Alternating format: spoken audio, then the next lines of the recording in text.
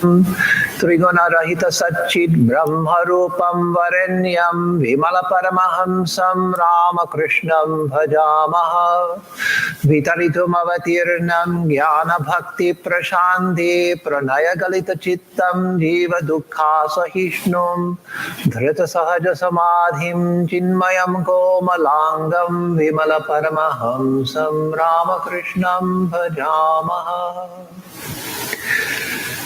We meditate on Sri Ramakrishna, the stainless one, shining in the lotus of the heart, who is the undifferentiated truth, beyond all dualities, one without a second, beyond the changes of nature, eternal, and bliss itself. We meditate on Sri Ramakrishna, the stainless one, who is without compare, extremely subtle, uncreated, and without desire, formless like space, the infinite dwelling within all beings, whose nature is existence, consciousness, and bliss, the Lord of all. We meditate on Sri Ramakrishna, the stainless one, who was born to bring knowledge, devotion, and peace to all beings, whose heart was melted at the sufferings of others, for whom samadhi was the natural state, and whose beautiful form was made of consciousness itself.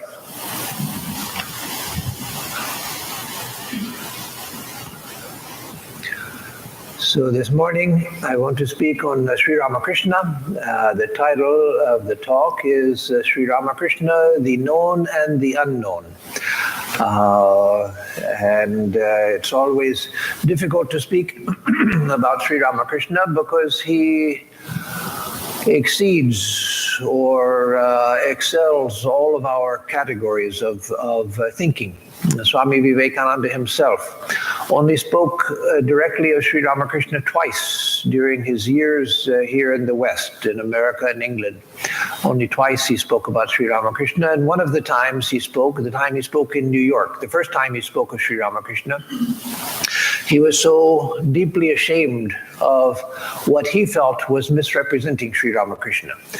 That he was deeply hurt by what he had said. Because in the talk, if you read the talk, it's a beautiful talk.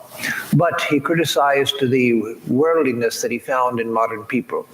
And he said, no word of criticism ever escaped my master's lips.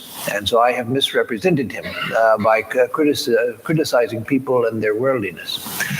And so if Swami Vivekananda hesitated to speak of Sri Ramakrishna, then we certainly should more than hesitate about him. So I don't often speak directly on Sri Ramakrishna, but of course we're celebrating his birth anniversary now. On this coming Friday, the actual Tithi Puja, according to the Indian calendar, it will be his birthday, according to the phase of the moon. And on Sunday, next Sunday, we'll have his puja here. And so because of the importance of the season, I wanted to speak about him today in honor of his birth. When I first came to Vedanta, when I was a teenager, I read about Sri Ramakrishna and was deeply inspired by his life and his example.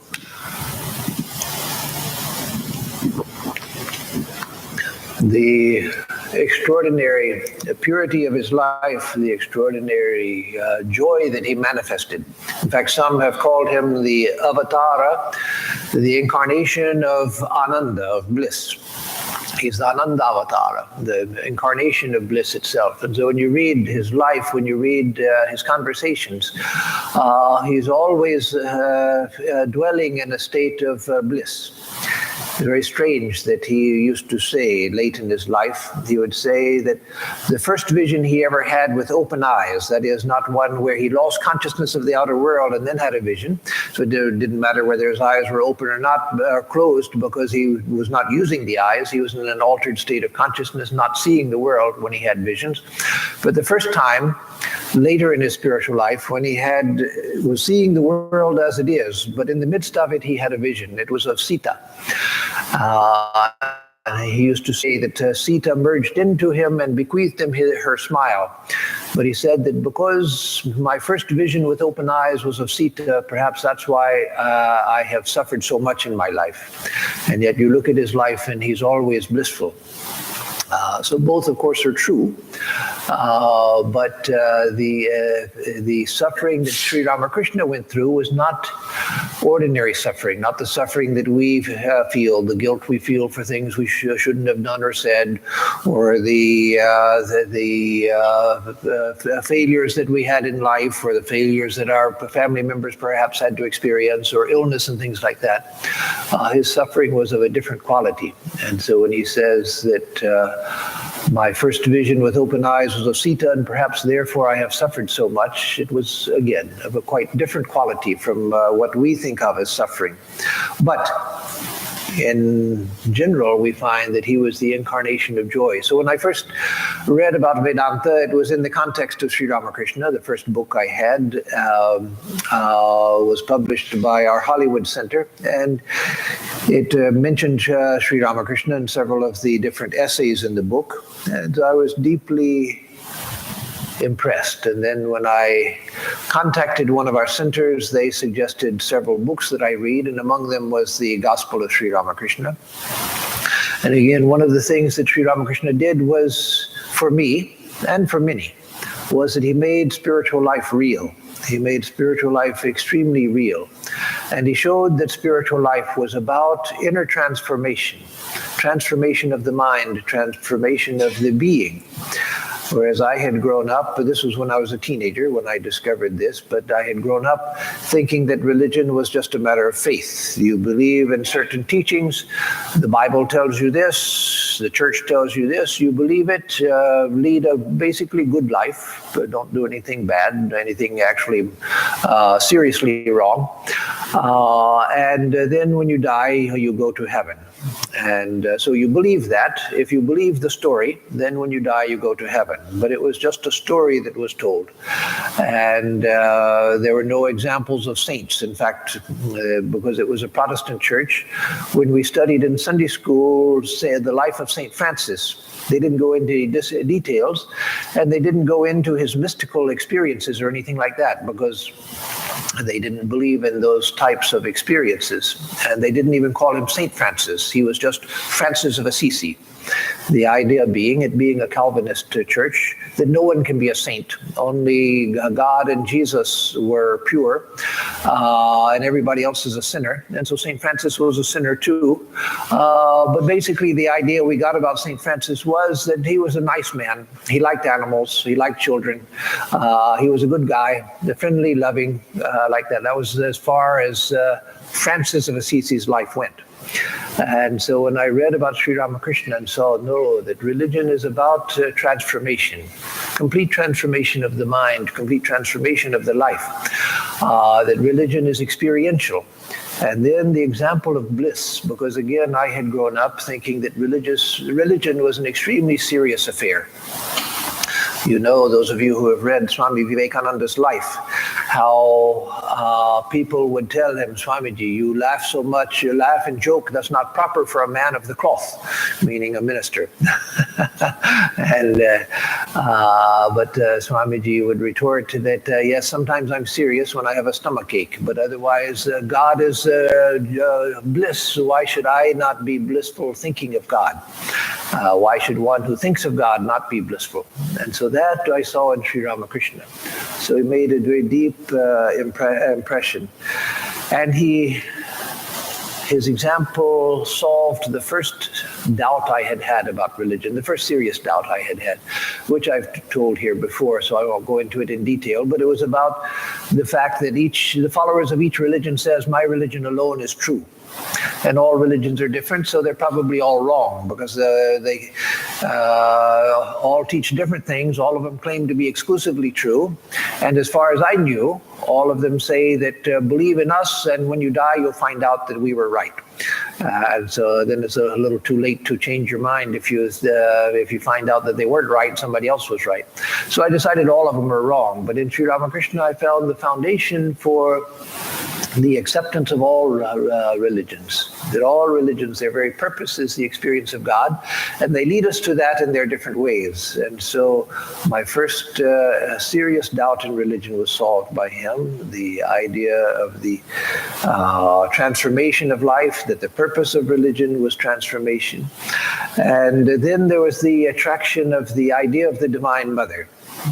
When you are brought up with the idea that God is a judge, and God is a serious dude sitting up in the sky and ready to throw down lightning bolts on people that make mistakes and so forth.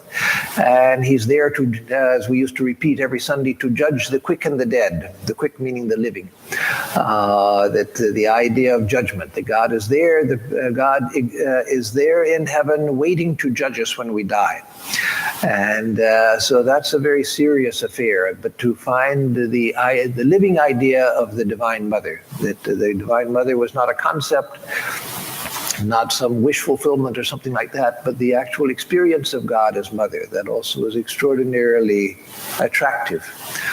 As I've also said here on other occasions, when I came to the center in Chicago and I read a life of Swami Vivekananda, he attracted me so much, Swamiji, that for many years, long after my sannyasa, 10 years later or 9 years later, I practically forgot about ShriRamakrishna. I was just absorbed in thinking about and studying Swamiji.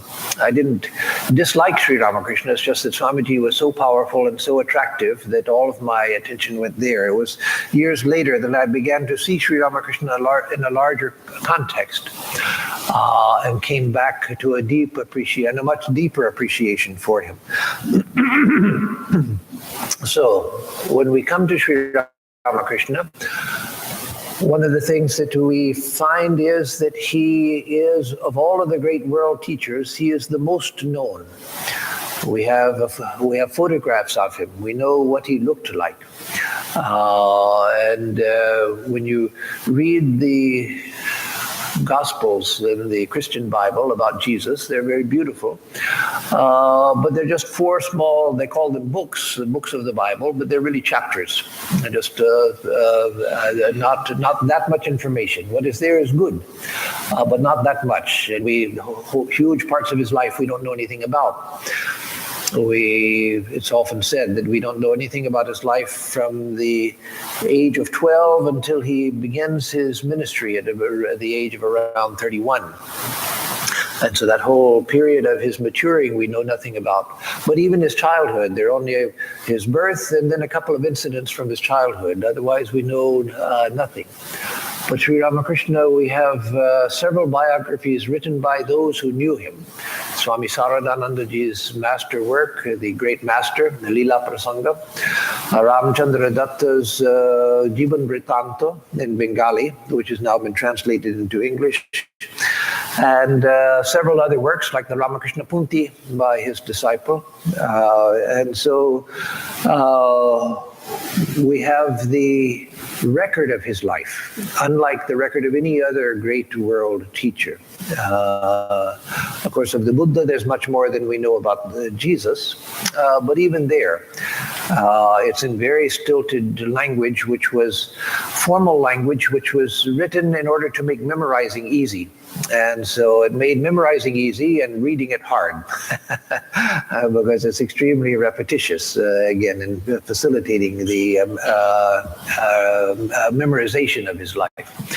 And of course, nothing like the detail that we have of ShriRamakrishna's life. So we have photographs, we know what he looked like. We have biographies written by people who knew him. We have the record, the reminiscences of other people who knew him, who didn't write biographies, but told their memories of ShriRamakrishna.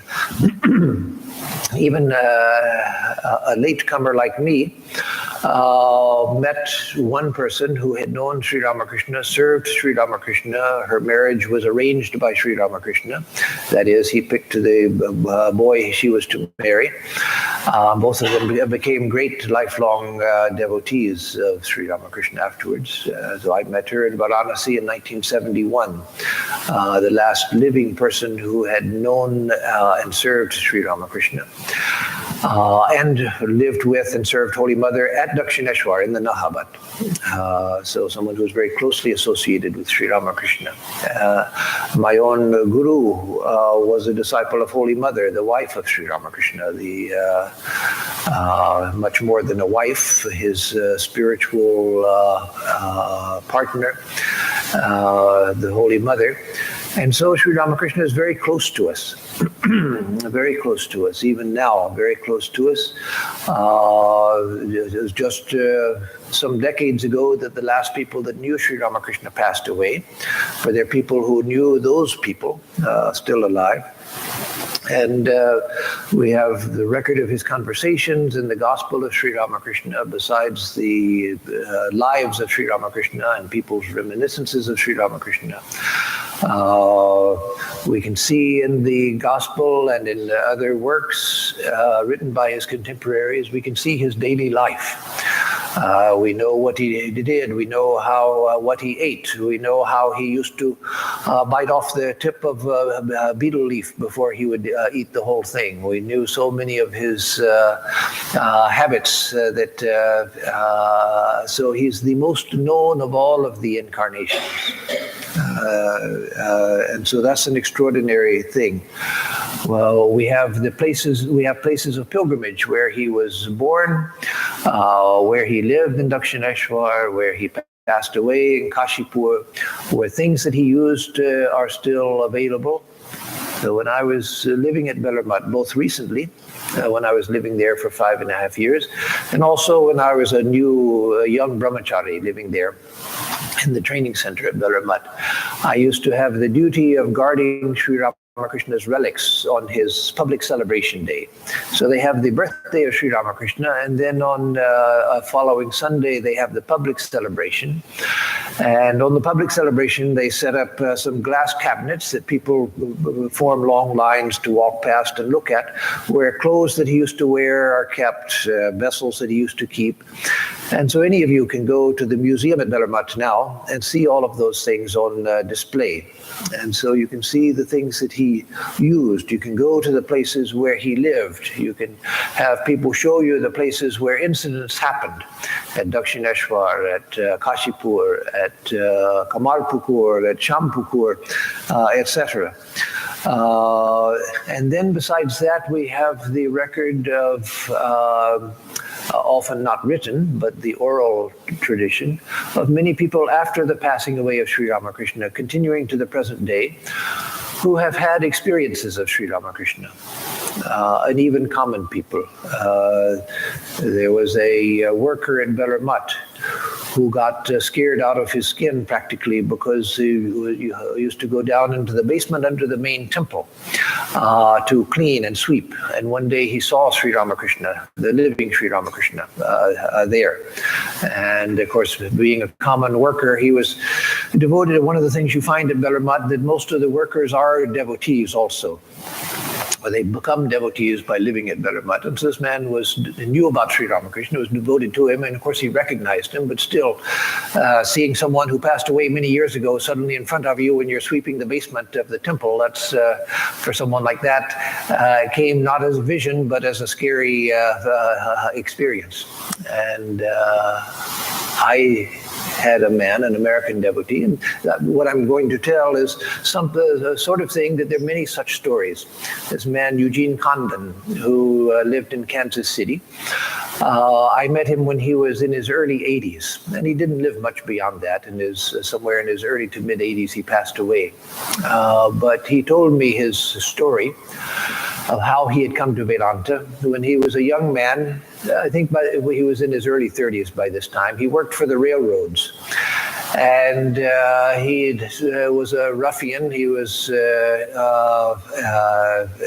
when he would get off from work, he would go to the bar, get drunk regularly. There wasn't just once in a while thing, but he would regularly go to the bar, get drunk, and then start fights with people. He was one of those who apparently was the type who would get angry when he would get drunk. And so he'd start a fist fight, and he'd go home, and then his poor wife had to put up with him.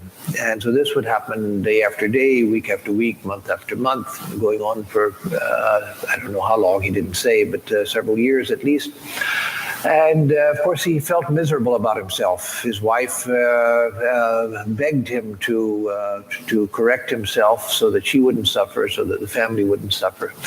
The spending of his paycheck on that, and wasting his life, coming home after fist fights with bloody eyes and so forth. She was at her wit's end. And so one day, after this had been going on for a long time, he went to visit a sister of his who lived in California. And again, this is all told by him to me and confirmed by other devotees who knew him even when he was younger. So he went to his sister's house, and he was, one day when he was there visiting her, he was sitting in her living room waiting for her to come out, and she was in the bathroom getting ready. And while he was sitting there, he started thinking about how miserable he was, what a miserable life he was leading, how much suffering he caused his wife and other family members, and what was the use of his life, and just sitting there feeling all of this misery. And then suddenly he began to feel waves of love pouring over him. Waves of love, unconditional love, and intense love, just surrounding him and holding him. And so he felt that the waves of love were coming to him and engulfing him. And so he looked to see where this is coming from. And he saw up on the wall a picture of this strange-looking man. And from there, these waves of love were coming and engulfing him. So when his sister finally came out, he asked, "Who is this?" And she said, "Oh, that's a man named ShriRamakrishna, a great saint who lived in the last century in India." And he said, "I want to know more about him." And she said, "Well, if you want to know more, when you go back to Kansas City, there's a Swami in St. Louis. You go to see him." So then when he went back, he went to St. Louis to see Swami Satprakashananda. This probably would have been in the 1950s. And early 50s, late 40s, early 50s. And there he got initiation. And so by the time I met him, he was a completely transformed man. His meditation every day was to go to his shrine in his home, and others who sometimes would go to see him, devotees who go to see him and sat with him in the shrine, said that this was true. He would go into the shrine for his meditation, and he would say, "Oh Thakur, oh Thakur, oh Thakur," and then he would start weeping. And so he would weep for 45 minutes, and then he would come out. And that was his daily meditation. So his life was completely transformed. So again, we have not only the lives of Sri Ramakrishna, the reminiscences that people have told about him, the places of pilgrimage where he lived, but we also have a record of many people who have had the experience of him even after he passed away. And so again, he's the most known of the incarnations of God. And he himself advised us to make God one's own. He said, don't think of God in God's awesome, majestic nature, because that will make you afraid of God. That will put God away. You'll think that, how can I present myself before such the Lord of the universe? I'd rather go and hide for my inadequacies and so forth. No, he said, make God your own. Make God your own. Feel that God is the closest of everyone to you. That God belongs to you. And so he's our most intimate companion. Sri Ramakrishna says over and over again in the gospel, talk to God, learn to pray to God with a yearning heart, and talk to God. And I knew a wonderful woman, Belgian woman, a woman from Belgium, who lived her last 30 years, more than 30 years, it was about almost 30 years, in San Diego. She came from France, where she was living, and a devotee of Swami Atmarupanandaji. She came to be close to the San Diego Center when we founded it, and she became a very saintly woman, so saintly that Swami Atmarupanandaji in New York used to send people there to see her. And eventually people from India even would start coming to San Diego just to see this woman, Clemmy Rigby. very saintly, and she became so saintly. I saw the process from the time she was in her 70s. She was already a devotee, initiated when she was in her mid-40s by Swami Prabhavananda in Hollywood, where she and her husband were living and working, though they were from Europe. And then when her husband died, she moved back to Europe and then came in the 1983 to be close to the new San Diego Center. So when she came to San Diego in her early 70s, she was an ordinary person, a good person, very sweet, but very ordinary. But she made the practice of talking to Holy Mother. And she was always talking to Holy Mother, and she would see a beautiful sunset. She was very artistic, and she loved beautiful things. So she'd see something beautiful like the sunset or a beautiful garden and say, "Oh, Mother, look at that. Oh, Mother, look how beautiful." And so that was a practice that she did. It was just sort of a spontaneous practice. She had lost her mother when she was an infant. In fact, her mother ran away, and she was brought up by her grandparents. And in Holy Mother, she found the mother that she never had. And so again, she would just make this simple practice of talking to Holy Mother, and she would do some japa with the mantra she'd received from Swami Prabhavananda, to mantra of Holy Mother. But year by year, she became more and more indrawn through that practice. And so by the time she passed away when she was 102, I saw her the day before she passed away. I had to leave the next day to go back to India where I was living.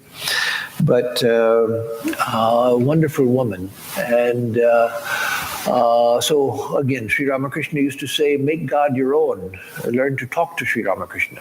And this woman became a saintly woman just by doing that, just talking to Holy Mother and making Holy Mother her own. And so Sri Ramakrishna would say also to repeat the name of God, and Sri Ramakrishna himself used to do that, to repeat the names of God. So he'd tell us to repeat the name of God, and then the mantras that are given in our tradition, for those who get initiation in our tradition, the mantras were those that were realized by Sri Ramakrishna himself in higher states of consciousness. Even if you get the mantra of Sri Ramakrishna, that was the mantra for him that he taught to the Holy Mother, and then Holy Mother taught it to others. So the mantra also was given by Sri Ramakrishna himself, empowered by him. And then we have, again, speaking about Sri Ramakrishna as we know him, we have the hymns that we sing at Arati time, the Kandana Bhava Vandana and Om Harim Ritam, which were written by Swami Vivekananda to Sri Ramakrishna.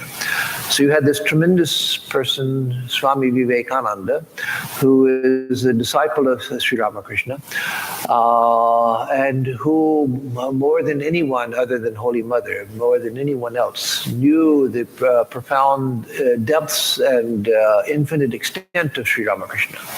And so we have his words about Sri Ramakrishna and his hymns to Sri Ramakrishna as well. We even know something of why Sri Ramakrishna was born, why he came to earth. Of course, there's the famous saying in the Gita, where Sri Krishna says, Yada yada hi dharmasya glanir bhavati bharata abhyuthanam adharmasya tadatmanam srajamyaham paritranaya sadhunam vinashaya chadushkritam, etc. So the idea that whenever the dharma becomes weakened and adharma rises, then I body myself forth. And so in the 19th century, in the 1800s, you see that Sri Ramakrishna was born at a time when materialism was having extraordinary rise around the world through the colonialism, through the colonial powers, the materialism which had started in the West. The West was not always materialistic as it had become at that time, but it had become materialistic.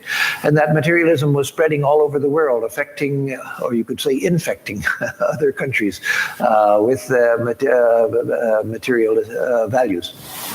And so at that time, Sri Ramakrishna was born. At a time when Karl Marx was saying that the basic motivation in human life is economic. that people are motivated by economic factors. And it was later that Freud came and said that the basic motivation is in human behavior is lust, physical lust. And so at that time, Sri Ramakrishna came and showed that no, the basic motivation in human life and in all life, is the search for the divine. But we're searching for it without knowing where to look. And therefore we look in all the wrong places. But that's what we're searching for. And so Sri Ramakrishna came, as Sri Krishna had promised, came to reestablish dharma, to reestablish spirituality, and to show what the purpose of human life is.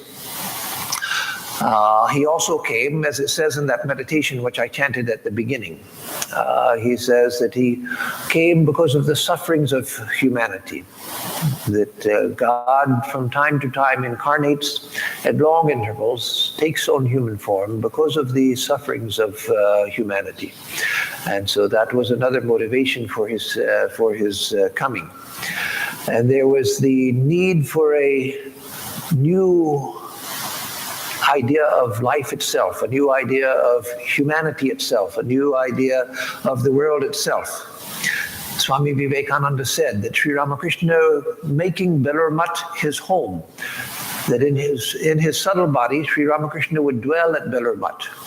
That Sri Ramakrishna would dwell at Belur. He also said, this is not generally known, but Swamiji said that he himself would continue to dwell at Belur in his subtle form.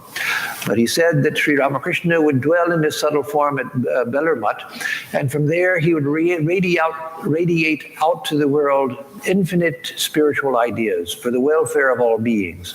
That taking his seat there, his ideas would spread around the world, great universal ideas. And the world now has come together more than it ever has in the past. People are brought together so that every corner of the world we know something about, and we hear on the news what's happening in every corner of the world. And at that time, when people are brought together with old philosophies and old religions that divide people, that separate people to the in-group and the out-group, that these people are acceptable, these people are unacceptable, these are the in-group, these are the out-group, and so forth.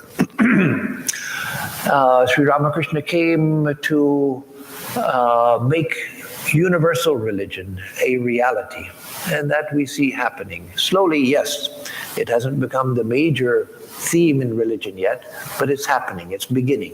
We see the beginning stages of it. There was a wonderful vision that Swami Advaitananda, his disciple, one of his disciples, Guru Gopal, Swami Advaitananda had, long after Sri Ramakrishna had passed away. So he saw Sri Ramakrishna coming down a path in this vision, coming down the pathway towards him. And he saw that Sri Ramakrishna was a pahalwan, he was strong, muscular, and he had on his shoulder the gada, the military mace, like Gadadhara that he holds. And so Swami Advaitananda recognized that it was Sri Ramakrishna, but he didn't recognize this Sri Ramakrishna. So he said, "Oh Thakur, who are you?" And Sri Ramakrishna said, "I am Gadadhara, the holder of the military mace. I am Gadadhara, come to destroy the old so that the new can take birth." And so that's what we see all around us. So when you bemoan the present state of the world, know that there's a reason for that. There's a reason for things falling apart all around us, the collapse of systems and so forth. It's because the new can't grow as long as the old is still there. And so that is the work of Sri Ramakrishna himself. At least to those of us who are devotees of Sri Ramakrishna, we see that as his own work. And he saw it as his own work. There's a beautiful statement I saw the other day of Swamiji's, about Swamiji's own statement of his about his own work, which I'll read even though we're speaking about Sri Ramakrishna today, but this goes hand in hand with Sri Ramakrishna's work. Swamiji's brother Mahendranath Datta had gone to England as a young man at Swamiji's behest. Swamiji was in England and Mahendranath came to study in England. Swamiji was arranging for his studies and so forth. And so Mahendranath writes in his reminiscences of Swamiji, Londone Vivekananda, I think the name of his book is, one of his many books is. And there he says that of Swamiji in London, one day Swamiji was in an exalted mood. And Swamiji said, I will have a lot of difficult work to do in this life. Compared with last time, there is much more to be done. That is, compared to his last life. This time there is much more to be done. This time I will work up to the very last moment. I have just begun my work.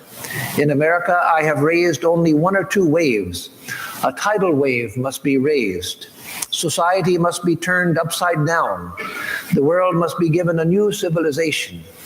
The world will understand what that power is and why I have come.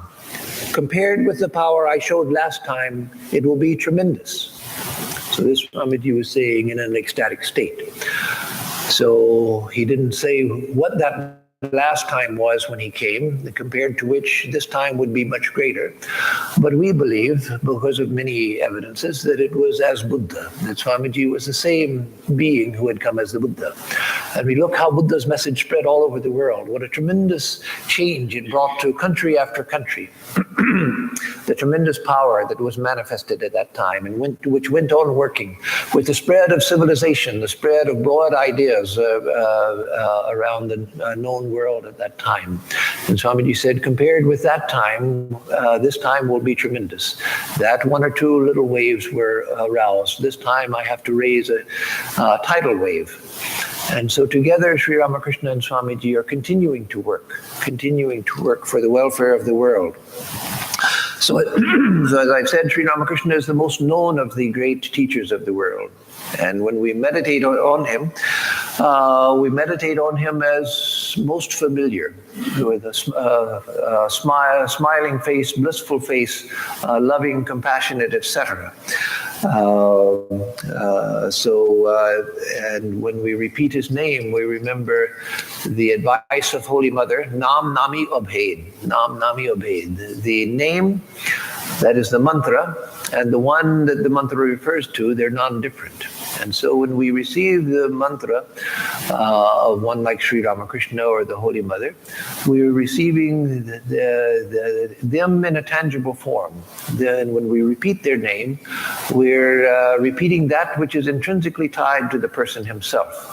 And so again, Sri Ramakrishna is the most known in one sense. But in another sense, he's the unknown as well.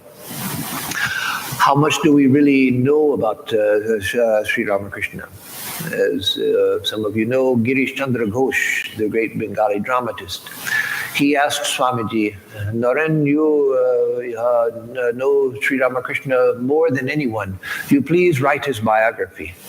And Swamiji, in his typical style, said, oh, Girish Babu, you ask me anything, ask me to do anything, ask me to drink the ocean, ask me to pulverize the mountains, I'll do anything.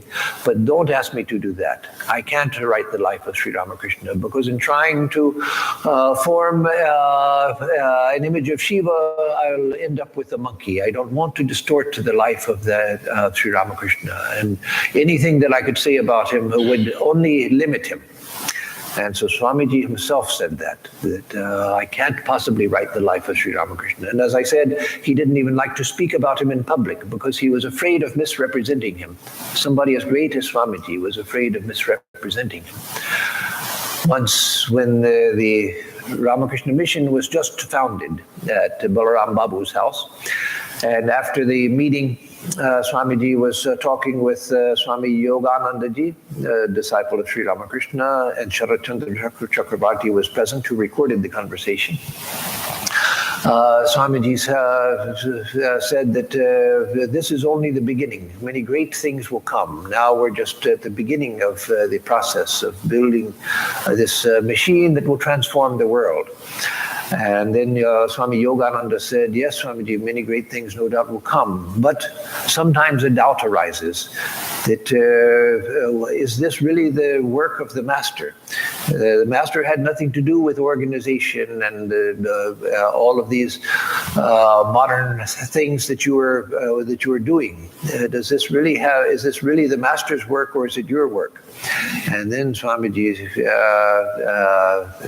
spoke to him in such striking words that it must have shaken even a great soul like Yoganandaji to his very foundations, because we know that he did that to even a great soul like Swami Brahmananda, where Brahmanandaji had to run from the room weeping.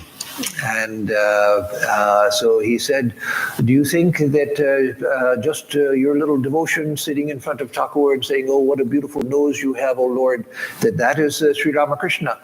You know nothing of Sri Ramakrishna. The little bit that you got from him, you follow that and it will do good for you. But don't try to limit him who is limitless. The ideas of Sri Ramakrishna are limitless. Don't put your little understanding and say that this is Sri Ramakrishna. Who are you to try to limit Sri Ramakrishna? So that time and another times, Swamiji always spoke against any effort to limit Sri Ramakrishna to some narrow idea. He was always afraid that the power which Sri Ramakrishna had brought to earth would be locked up in a temple with puja and rituals. So he said, do not make this, meaning the centers of the Ramakrishna mission, do not make this a Thakur body. He had nothing against temples, those are good. But he didn't want us to become Thakur bodies. That's not what Sri Ramakrishna came for, where there's a priest who officiates and guards the altar, and people come and try to get close to the altar. No, Sri Ramakrishna came to spread his power and his realization all over the world for the good of everyone, not just for the initiated, not just for the select few, not just for those who have heard about it, not just for the good and saintly, but for the good of everyone. The good and the bad, the weak and the strong, for the high and the low, the rich and the poor. He came for the welfare of everyone. And Swamiji was always afraid that someone would try to lock up that power in ritual and in puja and in a temple. So he was radically opposed to that. Swamiji was asked on 2 occasions that were recorded. Probably he was asked other times also, but the 2 times that have been recorded, he was asked, was Sri Ramakrishna an avatara? Was he an incarnation of God? And one time he gave a conventional answer, and he said, the question was, the first time was, the question was, do you believe that Sri Ramakrishna was an avatara? And somebody said, what to speak of belief? Belief is a very small thing. I know for a fact that he was an incarnation of God. But then another time he was asked the same question, and he said, if you ask me, the term incarnation or avatara, as it is commonly used, would be an insult to Sri Ramakrishna. To call him an avatara or an incarnation, as that is generally understood, would be an insult to Sri Ramakrishna.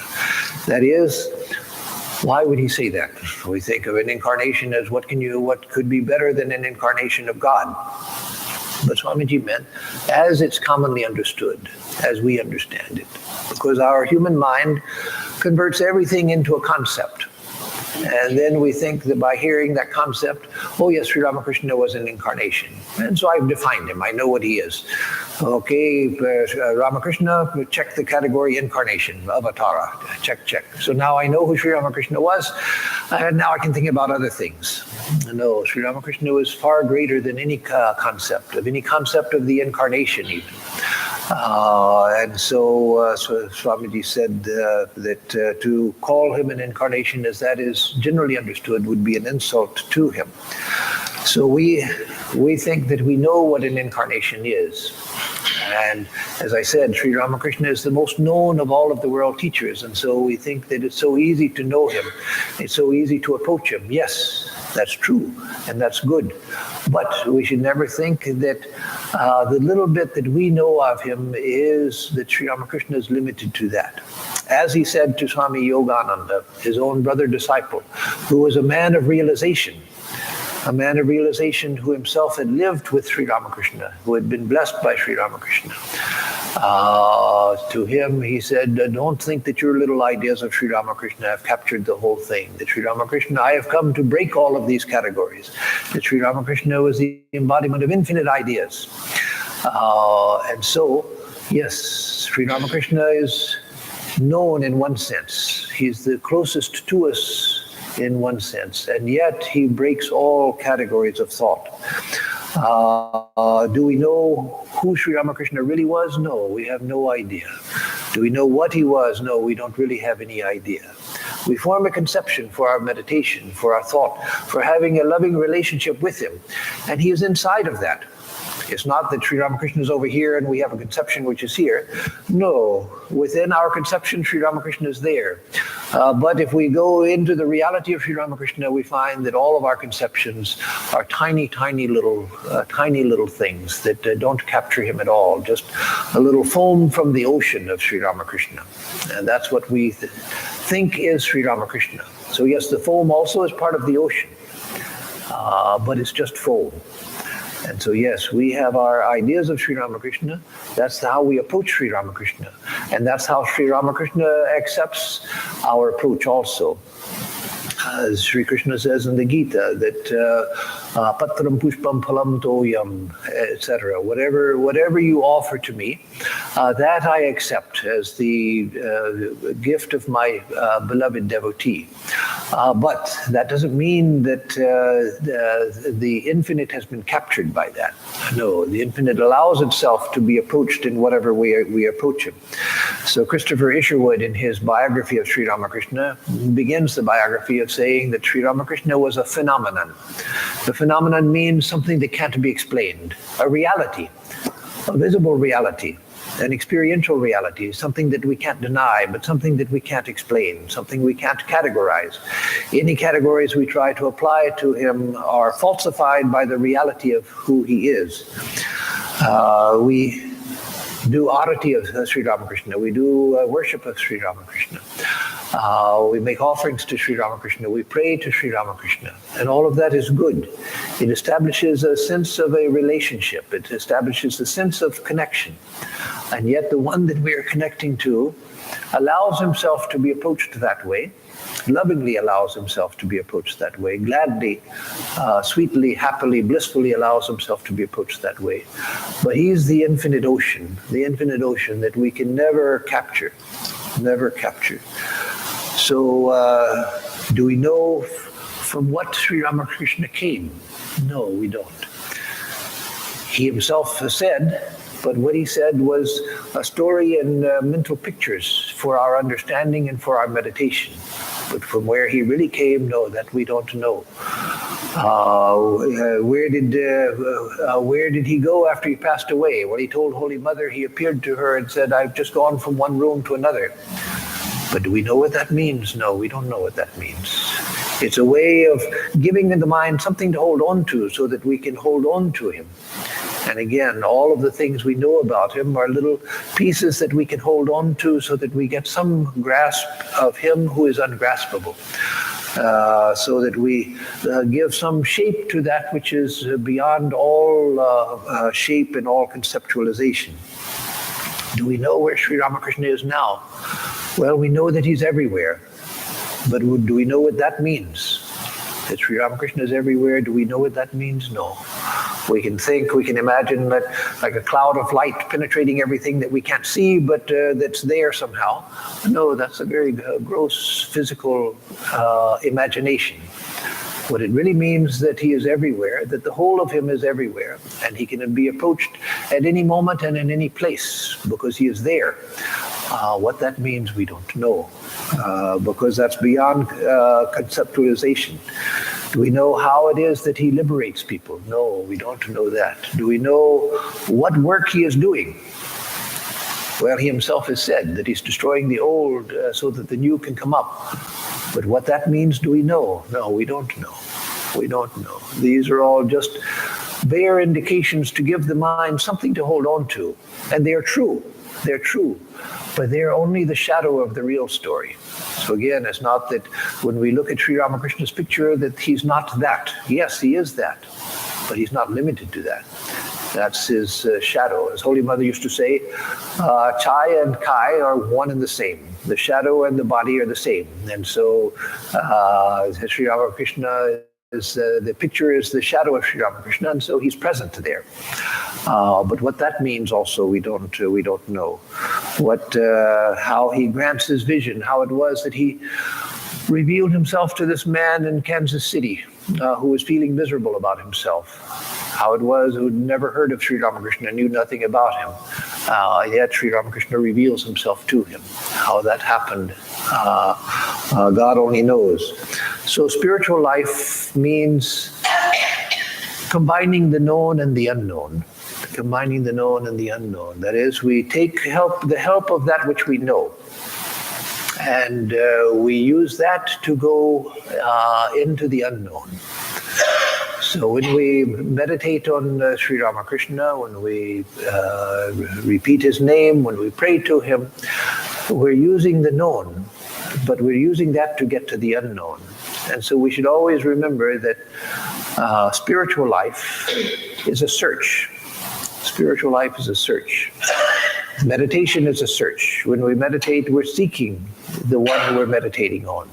We may picture the form, we may repeat the name, but we're trying to go into the form, into the name, to find the reality behind both.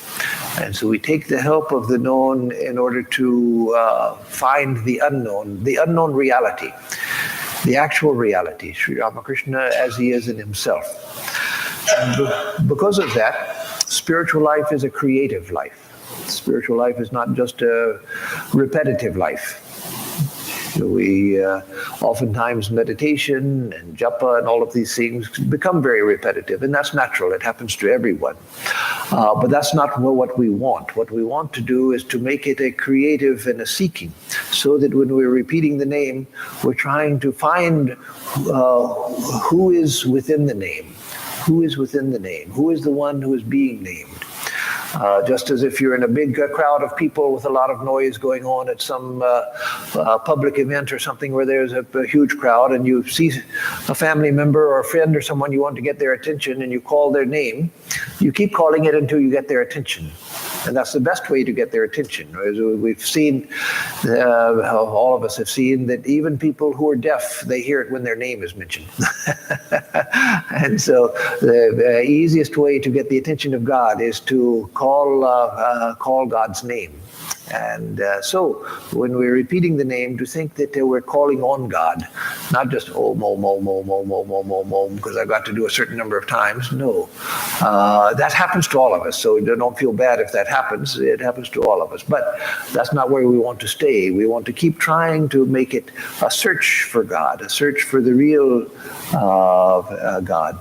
As Jesus says in the Christian Bible, seek and ye shall find, ask and it shall be given you, he says first. Ask and it shall be given you. So unless you ask, you don't get the response. And so ask and it shall be given you. And so Sri Ramakrishna says over and over again to pray to God with a yearning heart. And that is asking. Not asking for things, but asking for you. Reveal yourself to me. So we begin with asking. And seek and ye shall find. So not just asking passively, but seek and ye shall find. Look, try to peer into the form of Sri Ramakrishna. Try to peer into his name and find the reality which is represented by both. And then Christ says, knock and it shall be opened unto you. And so with every repetition of the name, we're knocking at the door of Sri Ramakrishna. So that is spiritual life, and that's how we combine the known and the unknown.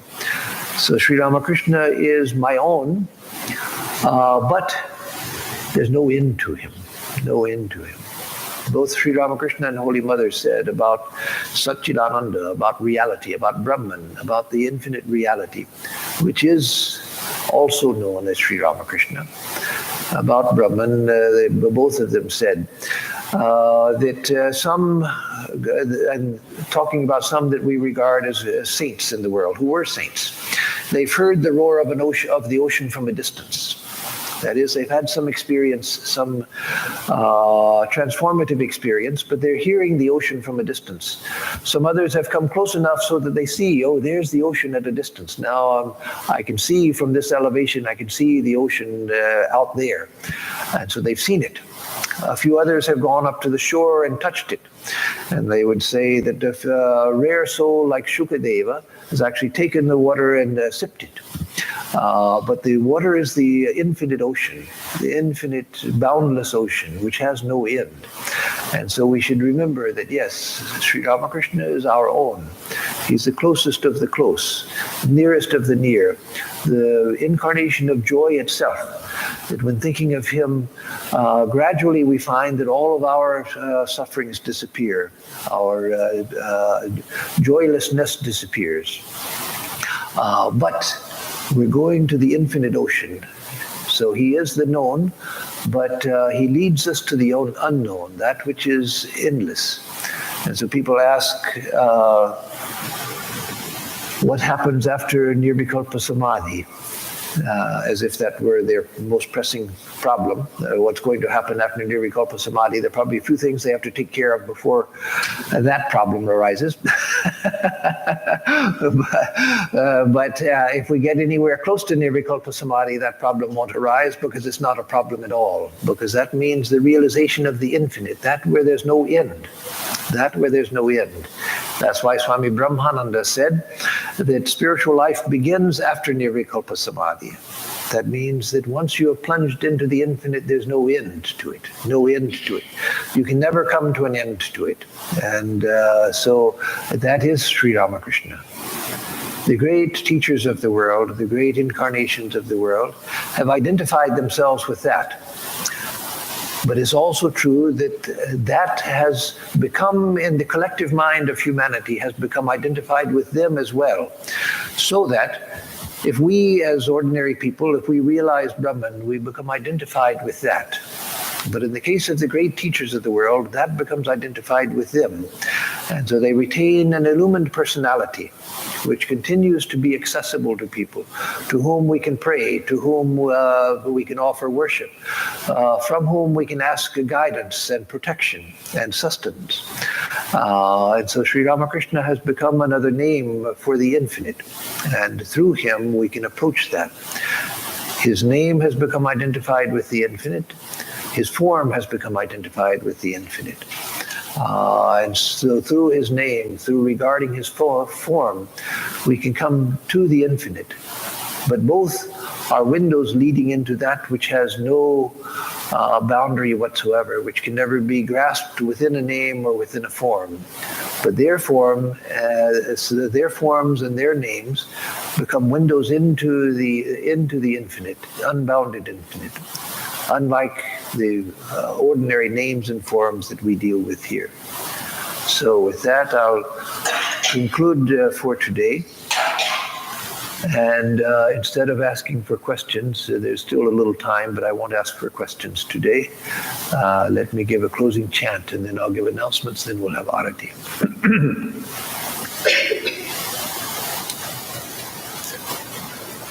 Om Dyo Shanti Antariksham Shanti Prithvi Shanti Apa Shanti Oshadaya Shanti Vanaspataya Shanti Vishwe Deva Shanti Brahma Shanti Sarvam Shanti Shantireva Shanti Sama Shantiredhi Om Shanti Shanti Shanti. Peace is in the heavens, peace is in the sky, peace is on earth, peace is in the waters, peace in the plants and the trees. The gods are peace. Peace is the nature of truth. All is peace. Peace alone, peace. May that peace, real peace, be with us all. Oh, peace, peace, peace be unto us and to all the beings of the universe.